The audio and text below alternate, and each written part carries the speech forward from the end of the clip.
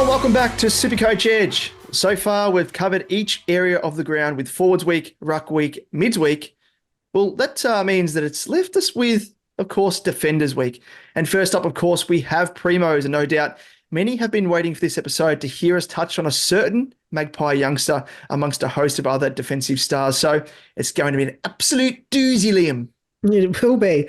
It will be. I don't know. I've tried to look ahead in the show notes to see whether we've got similar or differing opinions on DAICOS, and we might have slightly different opinions. So it'll be an interesting one to cover, I think. Yeah, it will be. Yeah, I think a lot of people will be divided about whether or not they start him or perhaps pick him up after his bye. Yeah, we'll chat about that. Yes, we will. But before we do kick off, let's go run through our social channels. So you can find us on YouTube if you search SuperCoach Edge, and please don't forget to subscribe so you are notified of when our content does drop from week to week, and I guess in the preseason from midweek to midweek. On Twitter, you'll find us at @SuperCoach_Edge, Damon at DamoJ88, myself at LiamEvans_95, Facebook, Instagram, TikTok, search SuperCoach Edge, and you'll find us there for all your meme goodness, I guess. And one other thing, Damon, public group. We should probably mention that. Of course. Yet another year. We're going to run, of course, our free public group, which we have been doing for the last, I don't know how many years, 3 years, 4 years? Don't know. Yeah, 4 years. 3 years, 4 years. This is our fourth year. This is our fourth year. Yeah. We're into the, we've broken out of the, just when they thought it was safe to go back and listen to other podcasts. We're back again. That's off the back of us. The people thought, okay, it's a trilogy, 3 years, leave it at that. It's like movie franchises, you know, like, okay, nice little bow. It's better and better though. Yeah, it gets better and better. And then, you know, the money hungry movie executives are like, you know what? No, let's make a quadrilogy. And we're going to makes the fourth film. We're going to be Fast and the Furious. We'll be back for season 233. No doubt they'll still be making Fast and the Furious films then anyway. Oh, yes, so, 100%. It'll be a reference that they still understand. Vin Diesel will have like a Zimmer frame. Yeah, gets out of his electric scooter. Yeah, or in fact has NOS. Like actually has NOS attached to his scooter, and that's his car. That's his vehicle going through the nursing home. Oh, that'd be good. Good parody. I don't have friends. I got family. Anyway, if you do want to join that free public group for the fourth year in a row, you can do so via the code 123391. I love that. I'm going to repeat that. 123391. I thought you were going to say 1, 2, 3, 4, 5, 6.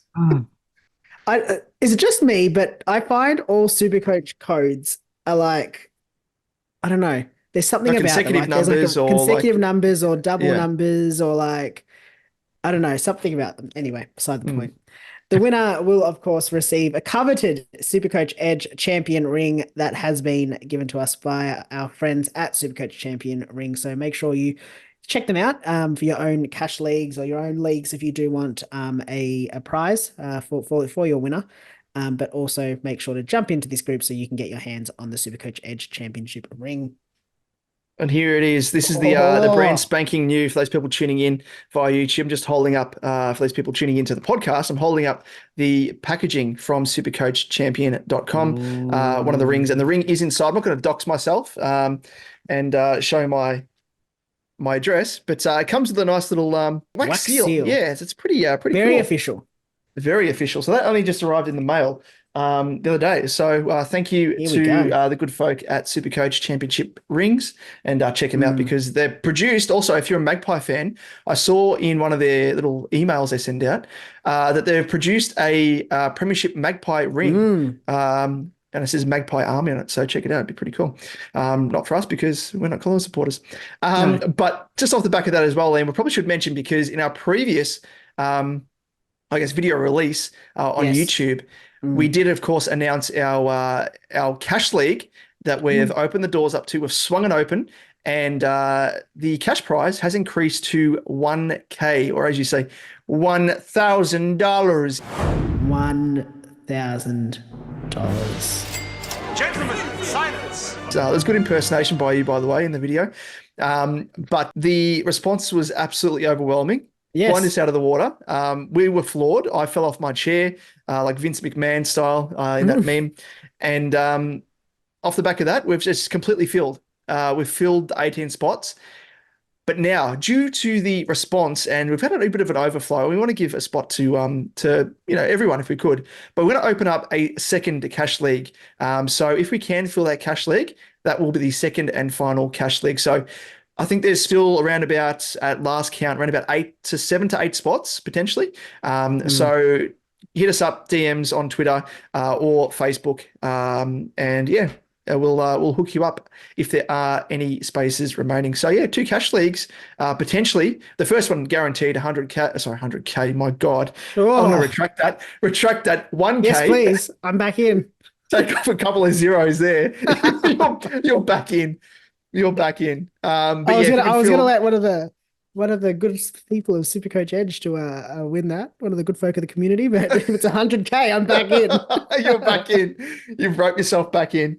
Yeah, the good people, not the you people, of course. No, not the you people. People that tuned into the video will get the joke there. A couple of nice references from me, myself, and Irene, and Tropic Thunder. What do you mean by you people? What do you mean by you people? Anyway, we're getting derailed again. So yes, let's not waste any more time and jump straight into the episode. Salute me, familia. Let's do it. Let's kick off with none other than with the first defensive primo, none other than Nick DAICOS, 650K on the dot. Obviously pickable as a defender and as a midfielder, so he's got that handy DPP status from the beginning of this. And he had a 2023 average of 116.3. And of course, playing in round 0, he does have that second bye early in the season. So DAICOS Jr. took the competition by storm last season, or even the season before, as we expected him to, jumping in average from 91.3 in his debut season all the way up to 116.3. 2023 was a season that featured 1,500 plus scores and 12 scores that were 120 plus as well in 20 home and away games.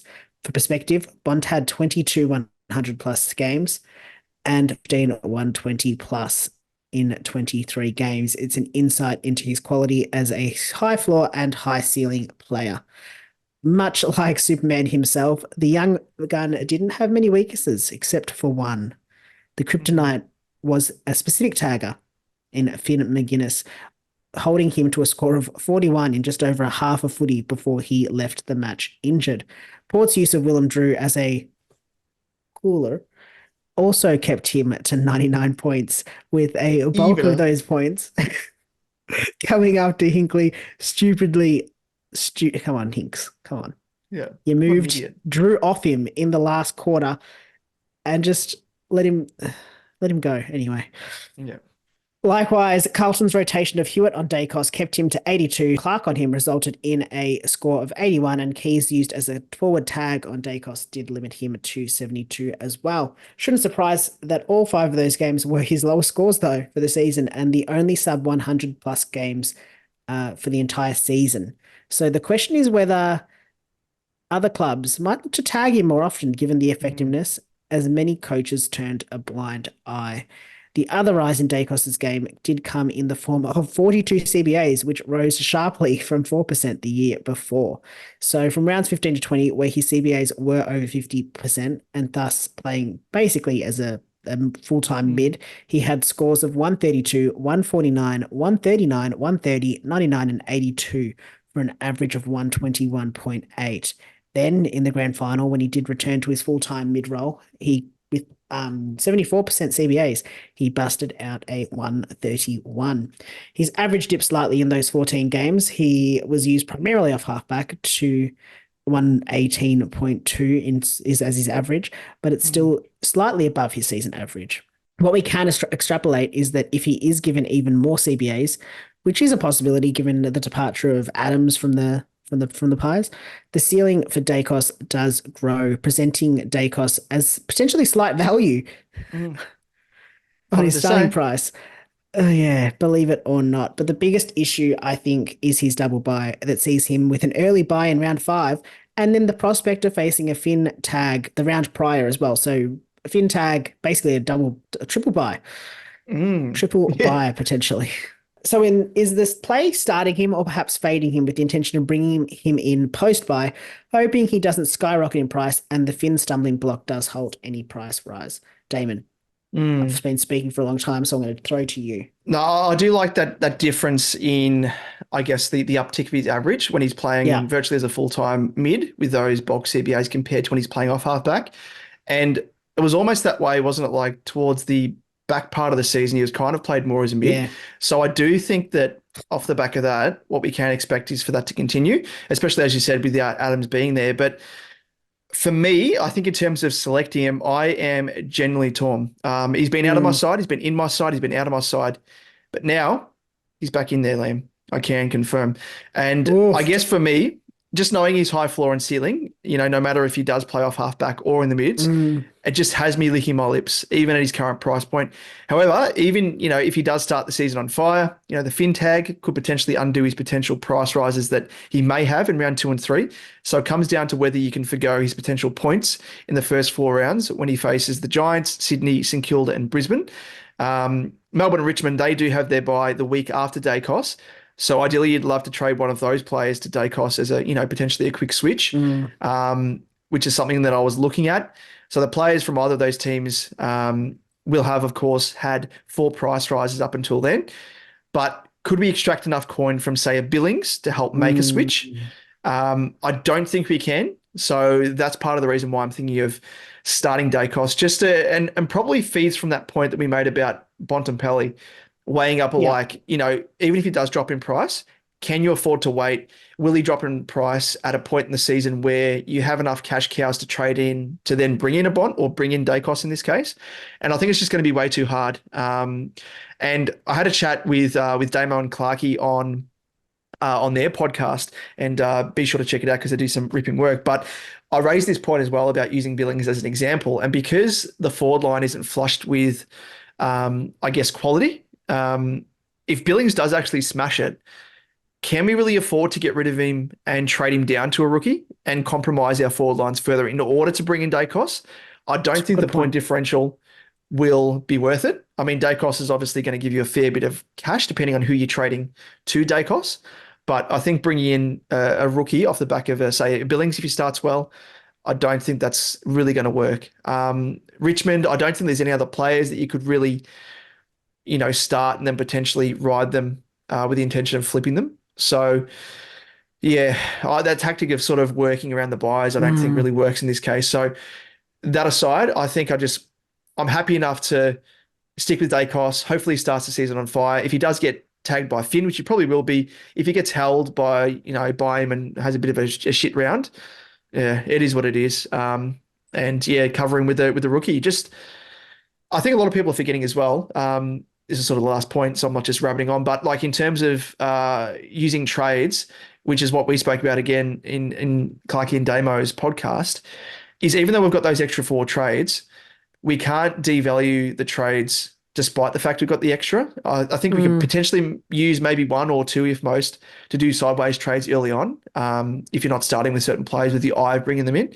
But I don't know. I just think it's a dangerous path to go down if you're not starting with a player, hoping to bring them in, because you're also having to contend with, at that stage, bringing in, rookie corrections and all that sort of stuff. So for me, I'm going to be starting DAICOS. But Liam, what say you?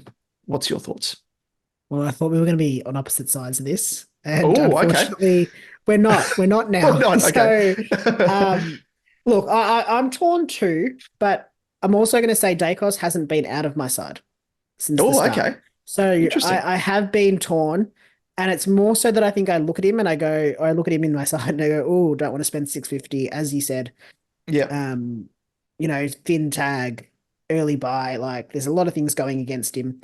But then I kind of go, I just can't take him out. Like I kind of go, we're going to talk about some other guys. I'm going to mention some stuff about them later. But I'm definitely, I don't think I'm not going to start him. I think it would have to be something real bad would have to happen for me not to start him. And I think at the end of the year, we're going to look back, or even the start of next year is probably a better way of looking at it. We'll be like, oh, imagine if you could get DAICOS for $650. That's a real bargain. Yeah. And that's where I think in my head I'm going is that, yeah, okay, the fin tag is a concern, but it's also a what if. Like Yeah, maybe and it's only Mitchell one doesn't. round. Yeah, and maybe Mitchell chooses not to tag him. Like maybe Mitchell, like I don't know. What if Finn? I don't hope for this, but like, what if Finn gets injured Gets injured. before Yeah, before it? Like, you know what I mean? Like, it's a suspended. big, Yeah, yeah, suspended, anything. Like, you don't know, and that's the concern I have. I'm kind of okay. I'm willing to accept that, but there's every chance as well that he goes big in the first 3 or 4 rounds before his bye, and obviously including that round 0, and at the very least maintains his price or increases his price.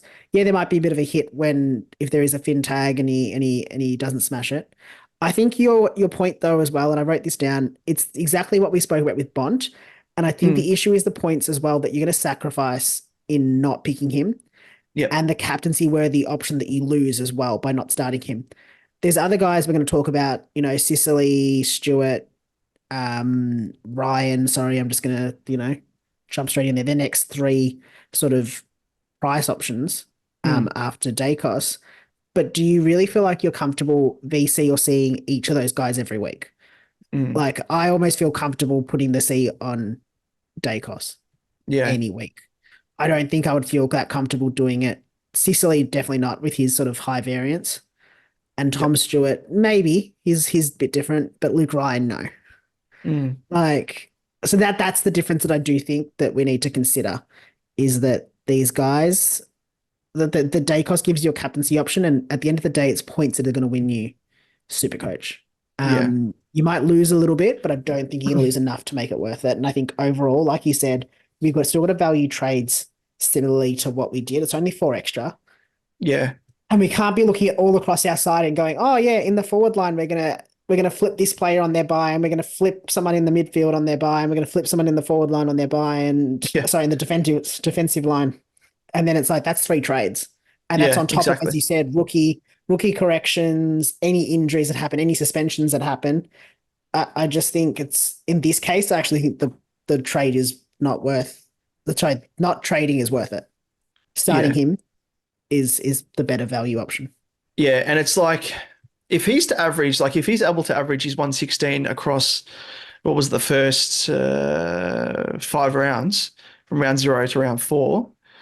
Let's say 4 rounds up until when he plays the Hawks and potentially gets the fin tag. He'd be pretty happy with that if he was to average that across all those games. Like the Giants, Sydney don't have Clark anymore either. So they don't really have a genuine tagger or a run with player. St Kilda, their whole game plan's sort of built upon, their defensive side of the game. So I don't really think that they're going to be trying to tag him. They might have sort of a Windhager maybe running with him. But again, this is DAICOS. He can run all day. He's kind of like think of a Dane Swan back in the day, run all day. He was super hard to tag. And I don't know what it is with Finn. I don't know what edge that he has. But I don't know if he's physical, if he gets into his mind. It must be a mental, psychological type of thing to put him off his game. But we just know that DAICOS can play virtually anywhere, forward, defense, through the middle, wings. So even if he is tagged in that one game before his bye, it is what it is. And as long as it works with your bye structure as well, go for it. That's kind of my closing thoughts. Yeah, and like I think on top of that, looking at his SuperCoach Gold and his projected price change based off his averages, he's projected to be at his lowest. I mean, his lowest is in round 23, but I'm going to ignore that. And look at sort of the start of the season because you're going to bring him in before round 23 if you want to do anything. But in round 12 is when it's projected to be his lowest, and it's 615K. So it's only really 35K below his starting price. It's not worth a trade. Like, you know what I mean? Like, I just don't think. I think with the points, like he's not scoring poorly in there either. Like, no, his scores according to. I mean, this is obviously projected, but he doesn't go below 100 there. Yeah, you're going to be holding out for. I don't think you can look at. 25, 35K difference. really, and like you're banking on the fact that you can then get him at that time. Like, what if you have injuries and you can't do it then? What if you have, what if it doesn't work out? You know what I mean? I just think that's the concern. That's the concern with someone like a DAICOS. And it's probably the same concern with any of the other guys we'll talk about. But you can't start them all. But I just think that DAICOS the rolled gold. Like, you know, you're going to need him. Yeah, I don't know. Yeah, we could probably speak about him all day, I think. But I think for me, I'm more in the camp of starting him, and starting him in the middle as well. For me, to potentially allow Don't me mind to it. start maybe a Sicily and a Stewart. I'm Yep. still unsure on Sicily though. I'm going to start Stewart 100%. But if I Yeah. don't start with Sicily, I'd be happy enough. If I need to free up a midfield spot, which I may need to, off the back of maybe a Nick Martin doing a bit of a shifty from your mob off half back. And I My may need side. to. Oh, easy. Okay, there you go. Mm. Bit of an exclusive. A bit of it. But Yeah. but without Sicily, I think I may need to switch DAICOS back into defence, and then that might help me there. But swings and roundabouts. I think with DAICOS as to Yeah. where he starts, I think he should be a genuine starter in the mould of Lebont. I've done a complete 180 here off the back of. I think you've helped me rationalise things as well, which is always good. I've got both of them. Yep, Bond's been in and I'm out the of my same. side, but DAICOS hasn't. DAICOS has Yeah, been in from the start. I mean, of course, I've traded him out to be like, oh, what could I do with that cash? But like, I've yeah, never felt comfortable with it, and it's gone straight back in. Like, never have I ended looking at the super coach and not had him in my side. yeah. And that's the other So thing as well. Like, I yeah. don't want to be watching Collingwood games and being utterly frustrated watching DAICOS be given like gifted easy points and not Mm, owning him. Like, I want to own him. I want to enjoy watching him because he is a bit of a marvel and he's a joy to watch. So that's pretty much it. But just on Sicily, we just spoke of, probably should jump into him and highlight the yes, reasons agreed. why I am thinking of maybe not starting him. So James Sicily is priced at 637.4K, and his 2023 average was 114. Only has a one bye, thankfully, so he's got that feather in his cap. But the big Sicilian is the second most expensive option of the defenders, priced at an average, as I said, of 114, which comes in just over his 2-year average of 113.73. And we've used a 2-year average here as he missed the 2021 season through injury. So right about on par with what we expect in recent career-wise with his averages. But Sicily missed 4 games in 2023, all through suspension for dangerous tackles and high hits. Classic Sicily. And the concern is as he plays on the edge, whether this happens yet again in 2024. Yeah, and a lot of, I think the reason as well we spoke of in the previous episode, no, sorry, I was speaking about it with Damo and Clarkey, just in terms of the worry about the AFL now having rubber stamped these incidents as like genuine rules now, like with the Maynard incident, like contesting the ball in the air. Then obviously tackling someone from behind, you can't drag them to the ground, drive their head into the ground, all that sort of stuff. So I think it's going to be probably harder for players to get off because now it's like it's a written it's rule. not a So as soon as it's it not happens, just it's going to be okay. You're going to be handed a week, 2 weeks, whatever, and not as up in the air. So that's a bit of a worry there with Sicily. And the other concern that we both have, Liam, is his big variance in scoring. So as a high ceiling, there's no doubt about that, with 3 scores of 160 plus, so mammoth scores, 7 scores of 130 plus, but he's also capable of putting in a stinker with low scores of 38, 63, 76, and 83, which are low by his standards, of course, and not really what you want when you're forking out 637K for a player. And lastly, we saw towards the back end of the season where teams targeted him with the solid intent of nullifying his influence as a loose intercepting defender. And St Kilda and North Melbourne, they did this to great effect, both limiting him to 102 and 58. So the worry is teams utilize this tactic, having seen it be so effective. And I guess, employing it potentially when they face him, depending on who the team is. I think St Kilda, they're the big worry because, as I said, their whole game plan, Ross the Boss, defensive mindset, they build off their defense. And they virtually just reshaped their forward line to accommodate, to nullify Sicily, which was pretty impressive to see because I didn't think they'd actually do it. And North Melbourne, I guess, Clarko, the absolute guru, having previously coached Sicily and knowing how, effective he can be playing as a loose man in defense.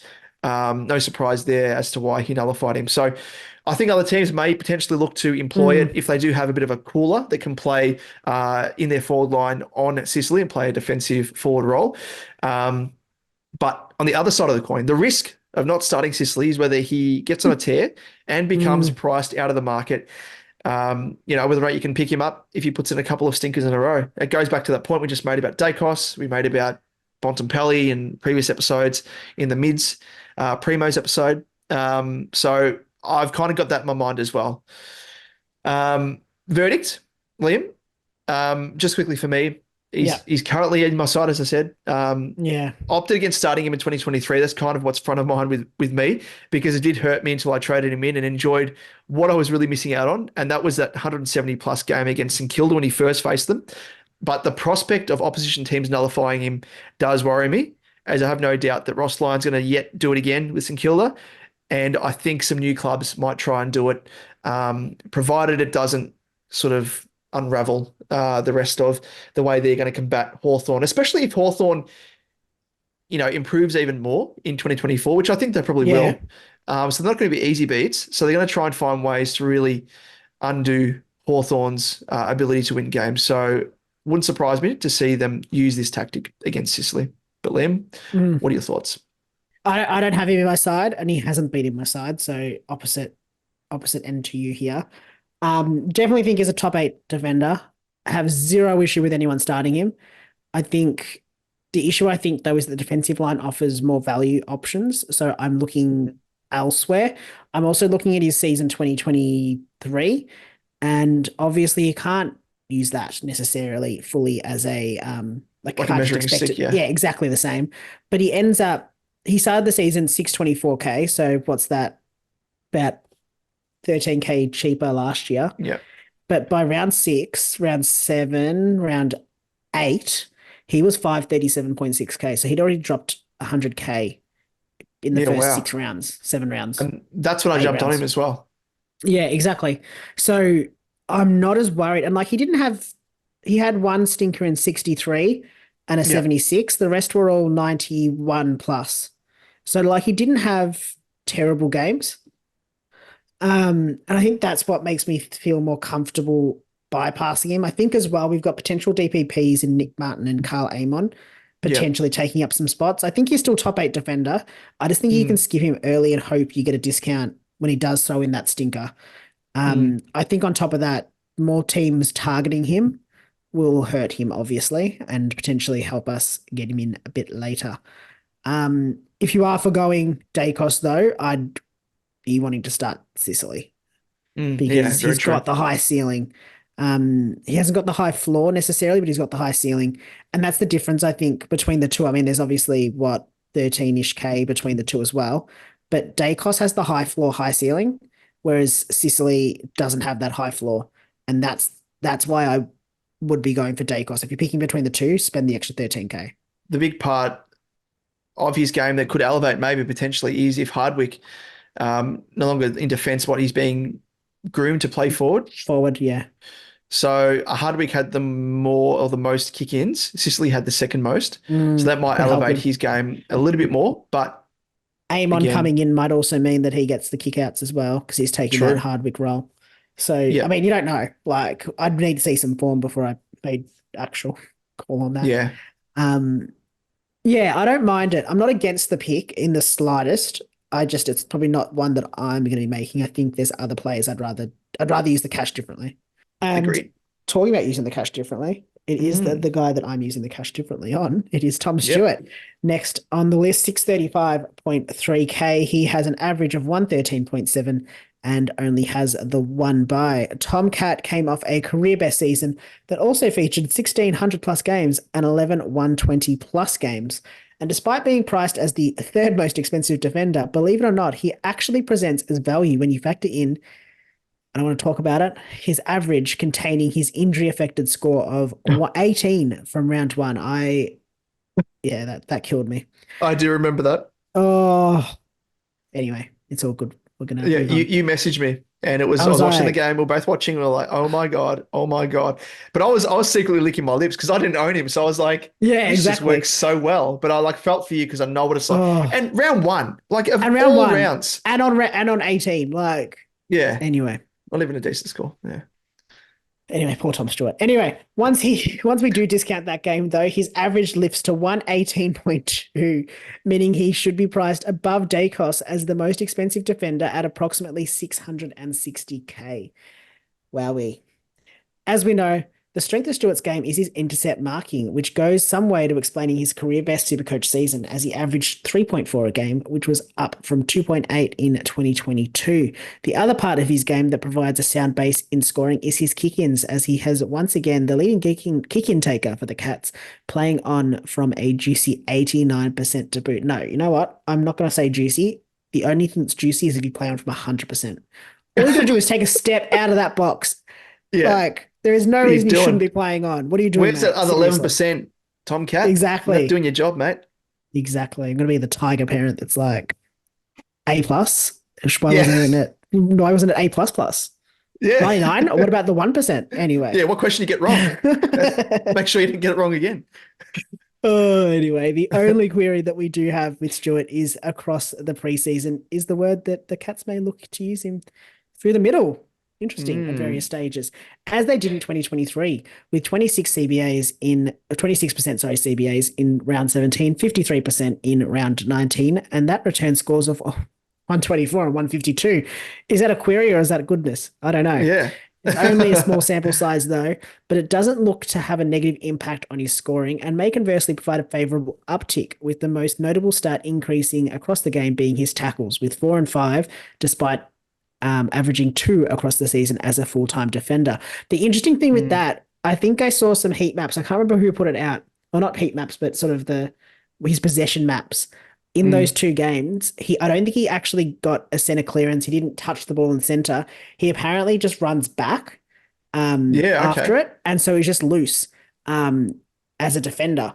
So I think that's what helped him a bit with that. So it's more so, I don't think the CBAs actually helped. It was just the role the that way he he positioned himself. Yeah, the way that he could position himself helped him there. And the other thing on that, just to note, is I think I read somewhere today that he hasn't played in the middle in the intra club yet, or in the most recent intra club he wasn't playing as a centre backs mid. So that's, I mean, I don't think it's a negative. Like 124 and 1, if he does, it's good, but I don't think it's an issue if he doesn't. It's not like some other players where you'd say, oh no, he's not getting CBAs, don't pick him.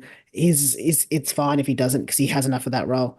In terms of verdict, he is in my side. I don't imagine he will be out of my side at all. No, he's in. He and DAICOS are probably the only two, other than a Gordon Grundy, who are probably the safest bet of any player on my side. DAICOS and Stewart are the next two. Yeah, I totally agree. He's a lock and load in my team. Even before we factor in his true average being 118.2, and should be priced at 25K or thereabouts more expensive than he is. So you could probably say to him that despite the frustration that your past self had, having owned him in 2023, your future self, or should I say your current self in 2024, is bearing the fruits of that frustration and pain. Oh, 100%. Because you get him cheaper than what he actually should be. That is true. You got to always look on the bright side of things. Exactly. And looking at his scores, he's a very similar mold to the DAICOS as well, in a sense. Or you could say, well, no, he's the mold. But like that same description of what we had for DAICOS, he's got the high floor. He only had 2 games. The injury affected 18 and then a random 69 against Collingwood. Both those games, his 2 lowest scores came against Collingwood, an 18 and a 69, just from interest in 2023. And then his next lowest was 91. And only 4, I think, of his scores were below 100. So, like, just high floor. Really high floor, High floor, and then, like, equally a high ceiling, scores of 167, 152, 147. So, both high ceiling and high floor, which is nice and what you want. And I think that's why I'd rather pick him over a Sicily, where you're going to get you might get a higher score with Sicily occasionally, but you're not going to get the high floor. You're not going to get the high variance that you're going to get from Sicily. Yeah, exactly right. I think like you said, he is a lock and load for me. He's not moving out of my side. So because of those reasons, he's such a safe pick from year to year, and especially last year, which he should have been even a safer pick had he not been injured in round 1.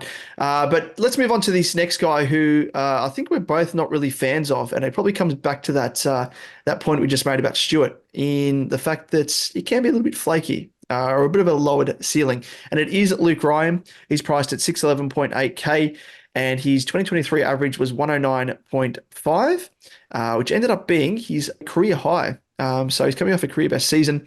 So it's no surprise that he doesn't really present as value as such when we speak about it in those terms, with his 3-year average of 102, which is 7.5 points below the average that he is priced at currently. So the key difference that you get with, say, Orion over Sicily and Stewart is that he has a relatively stable floor with a low score of 83. This is in 2023, of course, coming off this great year, but he doesn't have a consistently high enough ceiling. Yes, he had a high score of 171, but of his 23 games, only 4 scores were 125 plus and captaincy worthy.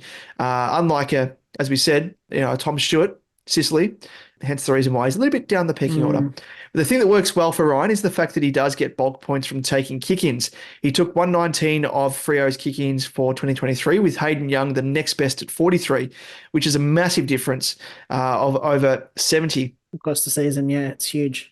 And it's also interesting to note that Young looks to be moving into a midfield role, of course, as we know. So Ryan could potentially have an even bigger share if that's at all possible. But regardless, I think the kick-ins provide the stable base for his scoring, and they do help him have that high floor if he is on a bit of a tear, depending on the game and matchup. Also does have the favourable bye, sharing it with just Port Adelaide, making him a great cover across the byes as a whole. Verdicts. So I've never really been a fan of Ryan, and it's due to the fact that his role changes like the wind. 1 minute, he is busting out those massive ceiling scores as an intercepting loose defender, and the next minute, he's called upon to play as a lockdown defender where his scores plummet. And this is in-game I'm talking about. Like, I've seen games where he starts the game on a tear, half-time, Freo's getting done, his direct opponent is absolutely smashing it. Ryan, you're going to be a lockdown defender. And then it just turns on its head. And I just hate seeing that because you can't adjust for it, obviously, in game.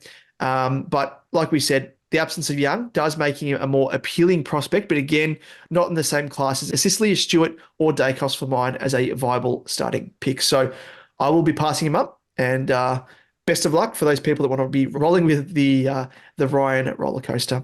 I'm going to disagree slightly. Oh, okay, that's good. That's good. I agree. I've never been a massive fan. I've been swayed slightly. I'm not picking him. He's not in my side. And he won't be in my side. Not at the start, at least. But I'd consider him purely on his high floor. Like, I think that makes him slightly more favorable to Sicily. Not favorable to Sicily, but it makes me think it makes them a juggling, like you juggle between the two. I think a high ceiling is good for captaincy. I think with Sicily, you kind of live and die by the sword. Either because you get that high ceiling, or you get hurt by the low score. Or you get suspended. Yeah, or you get suspended. Ryan's also interesting because I think so often you saw him early in the match, like it'd be like quarter time or half time, be like, oh, he's on for a big score here. Like he is on. And then, as you said, role would change slightly, become more lockdown or whatever.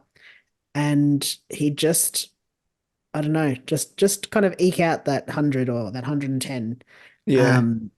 So I don't know.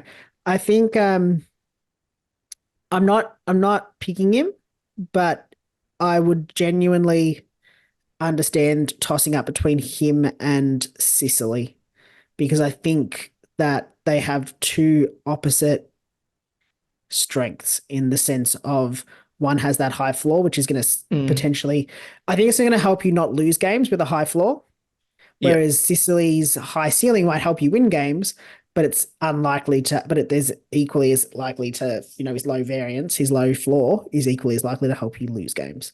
So it's hard. I think the fact that they're priced 20K, like it's only 26K. It's not, is it even 20? Yeah, 26K. It's not really enough to make it worth it. So yeah, I'd probably go with Sicily just purely on the fact that he's got the runs on the board. Yeah. Compared to Orion, but I can see why people would go for him. I wouldn't choose him over a Stewart or a DAICOS because they've both got the high floor and the high ceiling, but I could pick him over a Sicily if the 25K is going to get you something. No, I do see the the weaknesses of both. Ryan, his role changing. Sicily being tagged potentially or nullified / suspended. And then the high floor, V low floor, and high ceiling, low ceiling. So I think it it's comes kind of down a to bit of a juggling match, isn't it? Yeah. it's a juggling match. I think it comes down to how you like to play. If you are someone that likes to play safe, then I would definitely go for Orion. But if you're willing to take a risk, I'd probably go with Sicily. But I'd also you'd want to weigh it up across the other areas of your field. Like if you're picking a lot of mid prices, maybe it's worth going for someone with a higher floor that might just stabilize your scoring a little bit. But if you are going safe across the field, then maybe a Sicily makes more sense just to get you that. I don't know. It's something you got to consider across your field. I think the weighing up those two to me is what it does the rest of your side. Yep. No, that's a good point. I like it. Next up, who have we got, Liam? Jack Sinclair, 596.3K. 106.7 was his average in 2023, and he does not have a second bye, just the one for the season, which is nice. And the Flying Mullet was down on production in 2023 compared to his 2022 average of just 113.7, which was his career high. So it was down 7 points. There was a noticeable dip in his game is that he had 4 less 100-plus games compared to 2022, where he had 15 in total. And much like last season, his ability to surpass the 120-plus mark was limited to just 6 games after only 5 in 2022. In 19 out of 24 games, he spent some time in the engine room, taking him away from his bread and butter game of rebounding off halfback and scoring bulk points as a result. So it's no surprise in those 5 games he had 0 CBAs, he did manage to average 114.2. If we want to aim for a bigger sample size and include those games when he had less than 10% CBAs, it does also increase his average to 115.9. The thing that we do need to factor in, though, is the emergence of Nasiah Wanganeen-Malira as another distributor of halfback, potentially cramping Sinclair's style, as he did eclipse Sinclair as the main kick-in taker, 104 to 90. Very interesting. Especially when you compare that to 2022, Sinclair was King Dick with King Kick-ins. Oh, that's a very hard sentence to say. With 85. He got kicked in the dick by the king. He had 85 and the next best being 35. So there's no doubt NWM, as we will refer to him, has been an impact limiting the floor of Sinclair. The other con is, of course, that St Kilda, and Sinclair, as a result, only play at Marvel in 5 out of their first 12 games. So, doesn't get to play sort of his home ground and his stomping ground. I think with the rise of Wanganeen-Malira, that's the biggest concern. It's going to hurt him in SuperCoach, and the fact that he's probably going to be moved into that engine room a bit more, because I think he provides something a bit different in the fact that he has pace. Compared to Steele, just sort of not necessarily. He's more in and under, more like bash and crash. I think Sinclair gives you a point of difference in that midfield. I'm trying to think of their other midfielders off the top of my head, and I don't watch enough St Kilda games. Yeah, I think he's a bit different, but that's why Ross the Boss will want him to be playing in that midfield, and it doesn't suit him. I'd be willing to forgo him. I think there's other value options that we'll talk about shortly, and there's other mid-priced and rookie options that are more enticing. Yeah, no, all those points exactly the same. I echo them. If NWM, if Wanganeen-Malira wasn't there, yes, maybe there's a chance that he kind of goes back to being more of a balanced halfback distributor, come midfielder. But I think with Wanganeen-Malira there, it's gonna hurt him a fair bit. And if anything, it's probably going to elevate the amount of time that he spends in the engine room. So I think that maybe he still finishes as a top 8 to 10, maybe. But I'm not as certain as what I was maybe last year. So he's probably towards the back end of the ranking scale for me when it comes to high scoring defenders. And with that, I think there's potential to pick him up cheaper if he has a couple of low games. And like you highlighted there, his dip in the amount of 100+ games that he had in 2024, which no doubt came off the back of playing more time in the midfield. I think that probably will continue. And if he has a couple of down games, his price is going to Yeah. plummet. So happy enough to wait on him, assess how things are going. And if who knows, as we always say, if things change, if Nasai ends up getting injured or whatever, and Sinclair's needed more back in defense in that sort of traditional role, he may even be more appealing then. But I think I'll start without him for the time being. If things change, I'll look to pick him up early, but happy to forego until he becomes a bit more of a juicy price for me. Yeah, I agree. He's not in my side. He hasn't been in my side as in this season, this preseason. I don't think he'll make his way in there. No. I think with the likes of the potential DPPs we've spoken about, like a Nick Martin and Carl Amon, I'm willing to wait and Yeah. see, because it'll be interesting to see. I Yeah. don't think there's any doubt that Stewart, Sicily, or DAICOS finishes top 6, 8, 10 defenders. So there's no point not picking them. Ryan, I think, will as well, just based off purely his floor. But Sinclair, I think, falls into the sort of the danger zone as potentially one that could drop out, or there could be others that I'm willing to wait and see. Yeah, those other midfielders in St Kilda in their engine room. They've got Crouch, Winhager, Hill, Mason Wood, Jack Steele, and Owens can run through there as well from time to time. So I think he does provide a slight difference to those guys. Yeah, and Seb Ross as well, if I didn't mention him. Don't think I did. Yeah. So yeah, it's not favourable. I think he's unlike Stewart, who we spoke of, getting more time in the midfield, not really impacting your score. Yes. I think it's probably a little bit of the opposite. The opposite. Yeah. When it comes and to funny, Sinclair. funny, those two guys, again, increase CBAs, we normally go, oh yes, please, let's start them. Yeah, exactly. But both Yeah. of them where we don't want to. We worry about it with Sinclair, but not with Stewart, sorry. Yep, food for thought. But let's move on to the second last play here we'll speak about, and it is Dan Houston, priced at 593.1k, and he had an average in 2023, which was a career best of 106.1, and was the first time he's been able to finish with an average over 100. So great season there by Houston. Only has the one bye, of course, the favourable one with Freo. But there's plenty of upside and potential with Houston, as he has a high ceiling with scores of 176, 156, 146, 128, and a 128 yet again, but also has a low floor to, I guess, balance it out with 9 scores sub 100, 5 of which were sub 80. So these included scores in rounds 21 and 23, which means it isn't purely based on a change in role. He just has the potential to put in a stinker from time to time. So I guess off the back of that, I view 2023 almost as not an anomaly, but a bit of an outlier. It's probably a better way to say it. Just because it's the first real season where he's put in this sort of output. Yeah. And I mean, just as a stats man, I think with it potentially being a bit more of an outlier, is there more chance of him regressing to the mean, as we always say, going back to his usual average of previous seasons, which were in 2022, a 99, 2021, 86, 2020, 91, and an 89.3 in 2019. So he's been relatively consistent, but you can see there the jump up in average. We really need to look at the reasons why.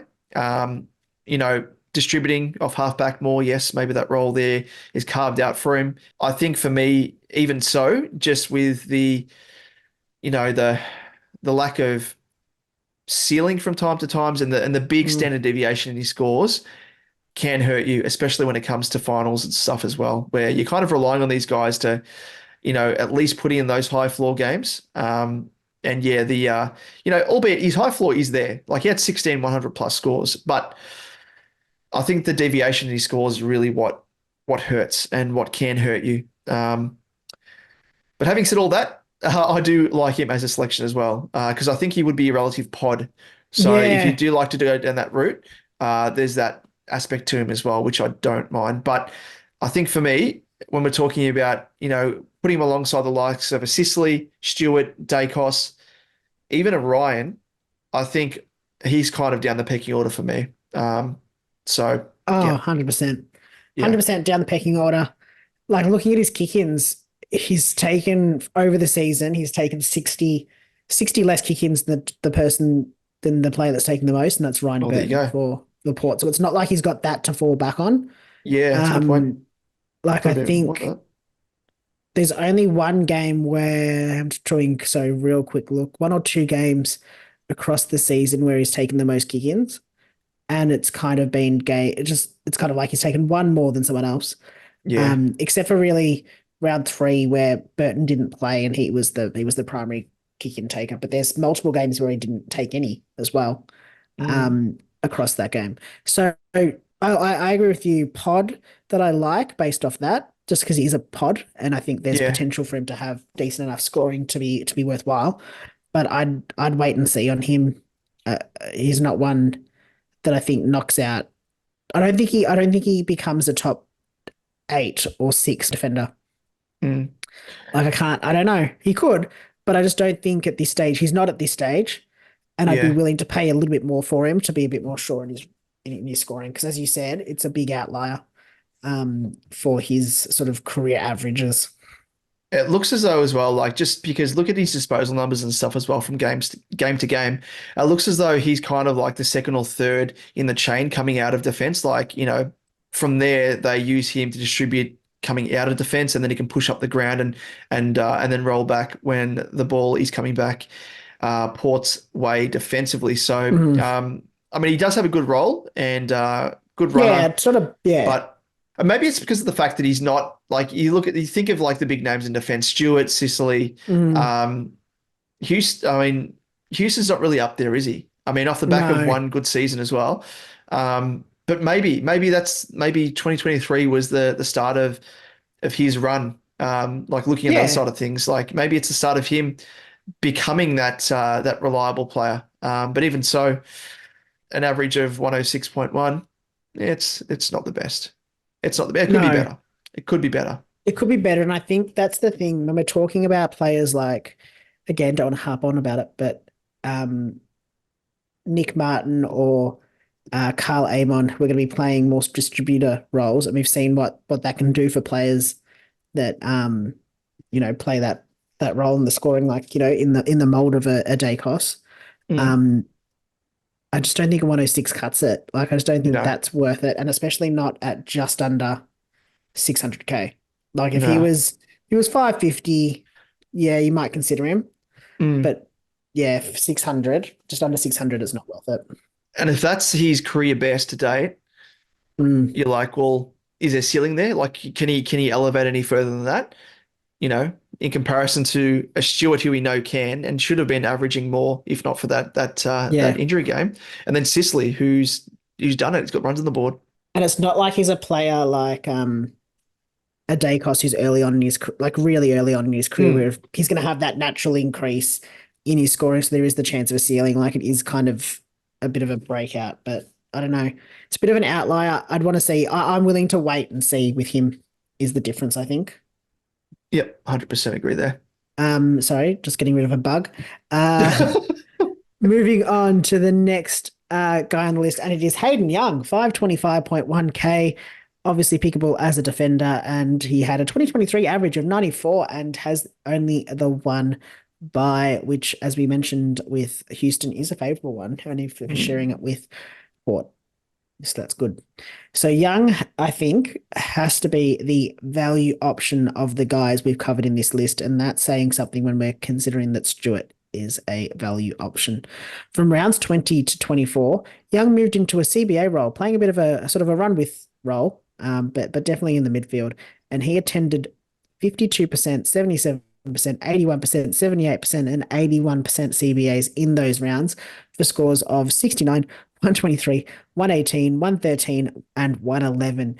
And if we take this 5-round average, we end up with him averaging 106.8, which is 12.8 points over his average he is priced at. So he is certainly value. So as they say, if these trends continue, hey, good old disco Stu. Yes. Likes disco music. And he also likes Hayden Young. Yes, he does.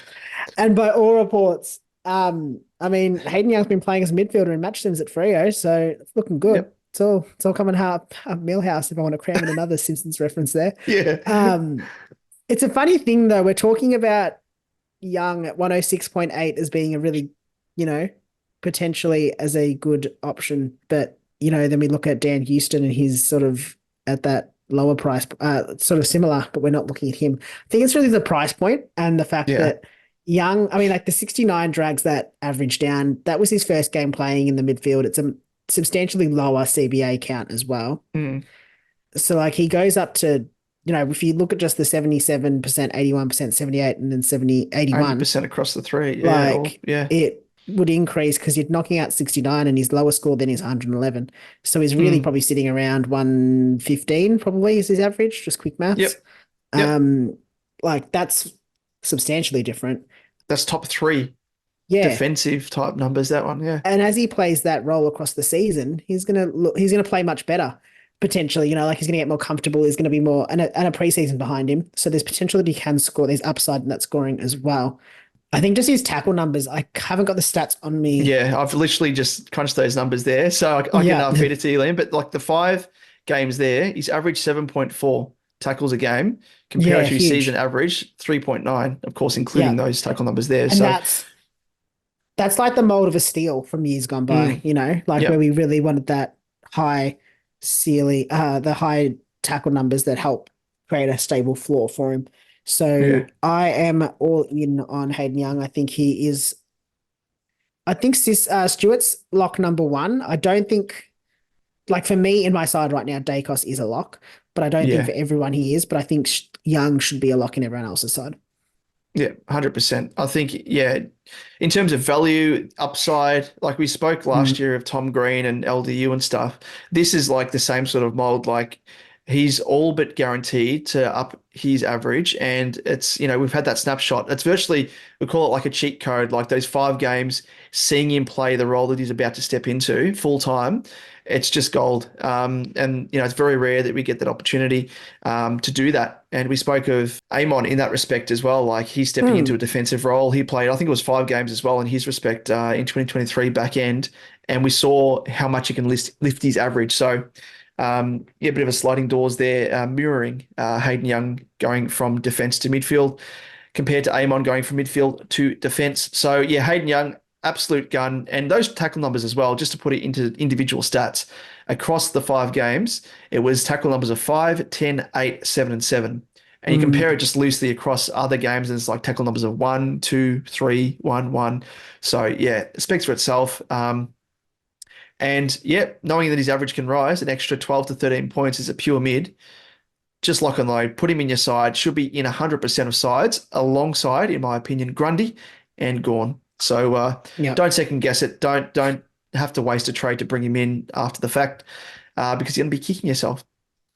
But Liam, that just about rounds us out for the end of part 1 of this discussion during our Defender Week. And we're obviously touched on Premos in this part, Liam, but what we'll be looking at next? So we'll be discussing the mid prices in the next episode, and again the rookies in the third. Mid prices and value in the next episode, and rookies in the third. These will be released on Wednesday and Friday, respectively. So if you are coming to us late, make sure to jump across to those as well. Very good. And also, as we've always said in these episodes, if there's any Defender Primos that you would like us to touch on, please comment below if you're watching us on YouTube, of course. Or you can slide into our DMs if you're listening to us via the audio podcast, and we will run through them in a special episode called Frequently Asked Players.